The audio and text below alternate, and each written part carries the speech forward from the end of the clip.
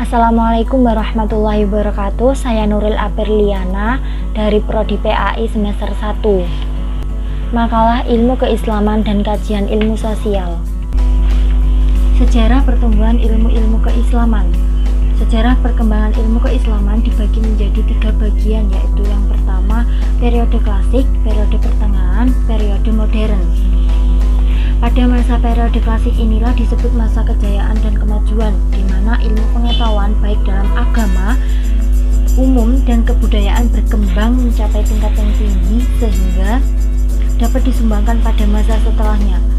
Faktor yang mempengaruhi yaitu motivasi internal dari dalam Islam itu sendiri. Selain itu juga pada masa ini, daerah Islam meluas dari Afrika Utara sampai ke Spanyol di belahan barat dan melalui Persia hingga ke India di belahan timur. Daerah-daerah tersebut tunduk kepada kekuasaan Islam. Sejarah keislaman telah memberi penghargaan yang begitu besar terhadap ilmu. Pandangan Islam tentang pentingnya ilmu tumbuh bersamaan dengan kelahirannya Islam itu sendiri, yaitu ketika Rasulullah menerima wahyu pertama yang mula-mula diperintahkan kepadanya untuk membaca, yaitu dalam surat Al-Alaq ayat 1-5. Bismillahirrahmanirrahim.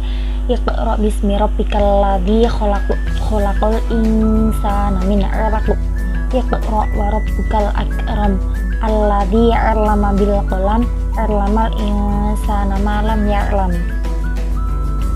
Dengan turunnya ayat tersebut, maka berubahlah garis sejarah umat Islam, berubah dari kehidupan jahiliyah nan gelap dalam semua aspek, termasuk di dalamnya kegelapan ilmu pengetahuan, menjadi terang benderang.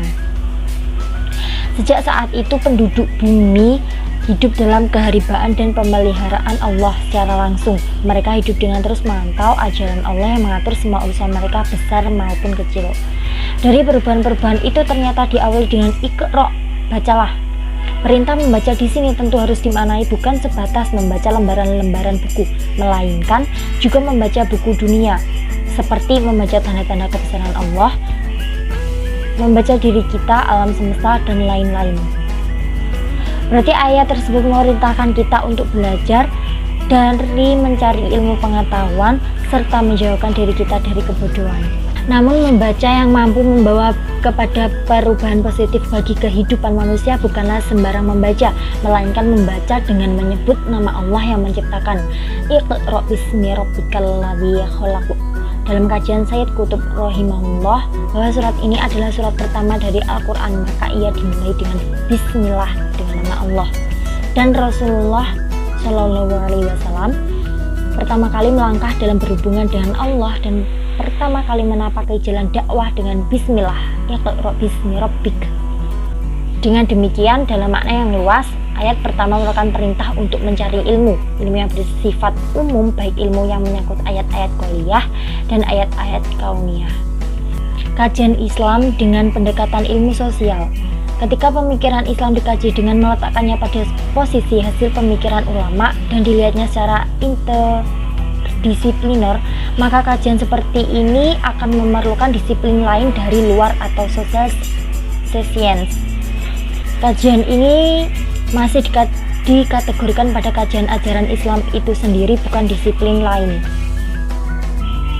Penggunaan disiplin ilmu sosial untuk mengaji masyarakat muslim mau tidak mau harus tidak lepas dari kajian Islam itu sendiri dalam konteks sosialnya.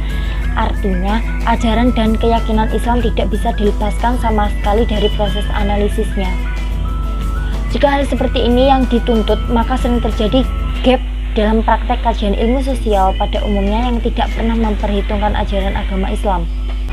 Gap itu terjadi antara wujud perilaku yang dianalisis yang sedikit atau banyak ada bekas dari ajaran Islam di satu pihak, dengan analisis sekuler yang sama sekali tidak memperhitungkan pengaruh ajaran tersebut di lain pihak.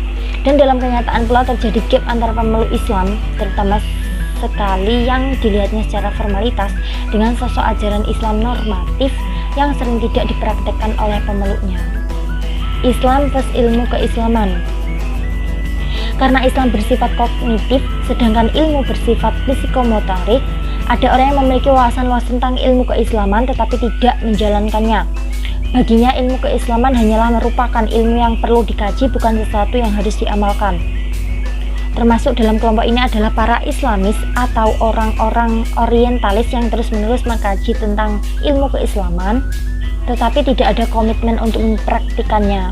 Sedangkan Islam bukanlah objek kajian, melainkan norma, doktrin, disiplin, dan nilai-nilai yang harus diamalkan.